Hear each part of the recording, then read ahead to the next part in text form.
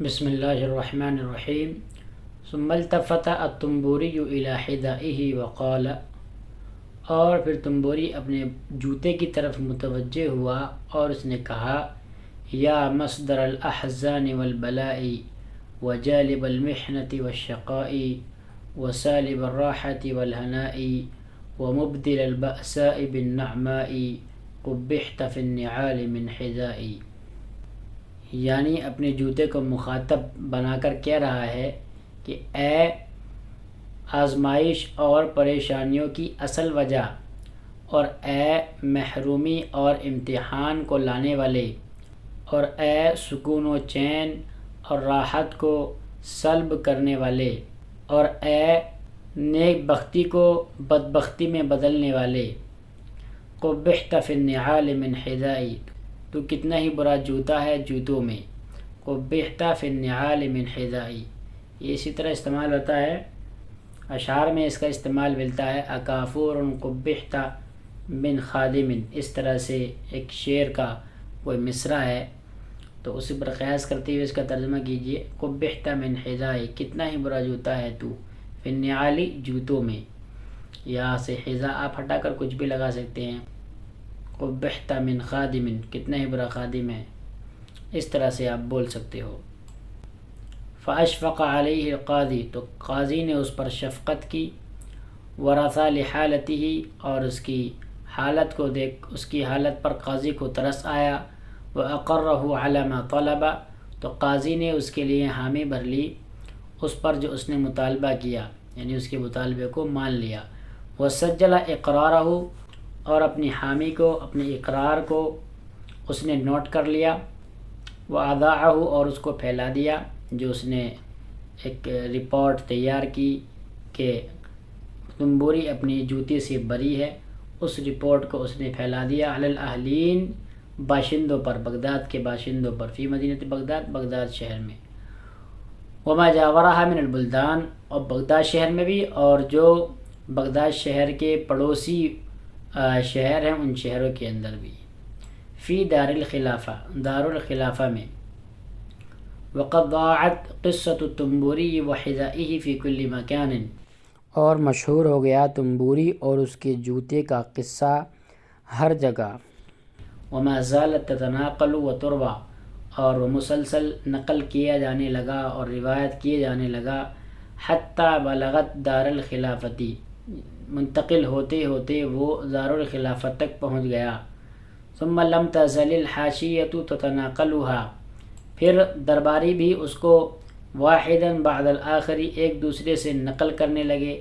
حتی ارتفعت الى سمع الخلیفۃ نفسہ، یہاں تک کہ قصہ خلیفہ، خود خلیفہ، الخلیفۃ نفسی، خود خلیفہ کے کانوں تک پہنچ گیا، فکانت مثار اعجابہ و دہشتہ و مصدر سرورہ و بہجتہ، اب یہاں دیکھیے مثار اور سرور، مثار اور مصدر دونوں ایک ہی معنی میں ہیں، وجہ کے معنی، بادشاہ کی خوشی اور اس کی حیرانی کا ذریعہ بن گیا ایک قصہ، وہ مصدر سرورہ و بہجتہ، اور اس کی خوشی کا، اور اس کی خوشی کی وجہ بن گیا،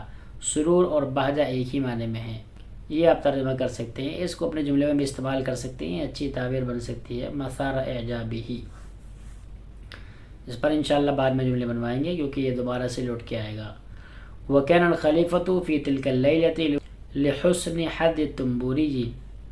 اور خلیفہ اس رات تنبوری کی خوش قسمتی سے، ضیق الصدر شدید السآمة والملل، انتہائی بور اور اکتایا ہوا تھا، ضیق الصدر، اور اس کا دل تنگ تھا، یعنی اس کا من نہیں لگ رہا تھا، فلما سمع قصة التنبوری وحذائہ، تو جب اس نے تنبوری اور اس کے جوتے کے قصے کو سنا، سر عنہ، تو اس کی وہ کیفیت اکتاہٹ والی، بور والی ختم ہو گئی، فضحک وابتہج، تو وہ ہنسا اور بہت ہنسا، وحل الانس والابتہاج محل الوحشۃ والانقباض، تو انسیت اور خوشی نے جگہ لے لی وحشت اور انقباض کی،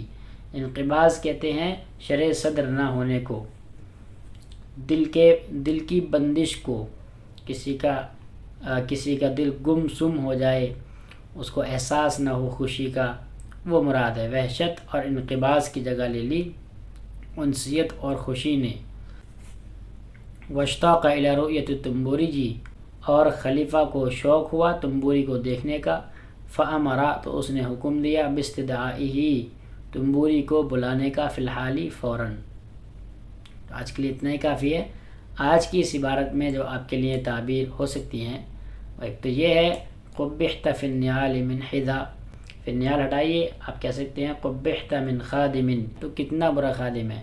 قبحت من حذاء، کتنا برا جوتا ہے تو۔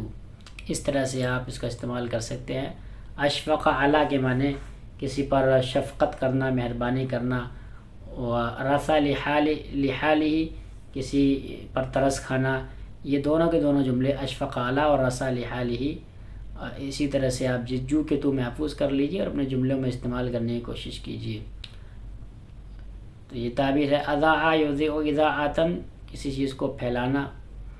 اور اقر یقر اقرارا، اقرار کرنا، مان لینا، یہ مراد ہے۔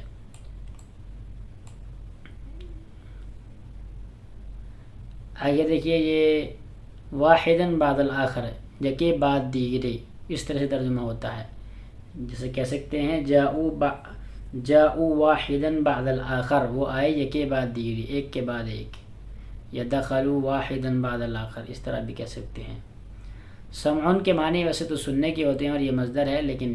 یہاں مراد ہے سمعن سے قوت سماع، سننے کی جو قوت ہوتی ہے وہ، اور وہ کیا ہوتی ہے؟ کان، اس لیے اس کا ترجمہ کان سے کر لیتے ہیں۔ مسار اعجابہ و دہشتہ و مصدر سرورہ و بہجتہ، ان دونوں کو ہی آپ محفوظ کر لیجئے، آپ ان کو اپنے جملوں میں استعمال کر سکتے ہیں اس طرح سے کہ آپ کو کہنا ہو کہ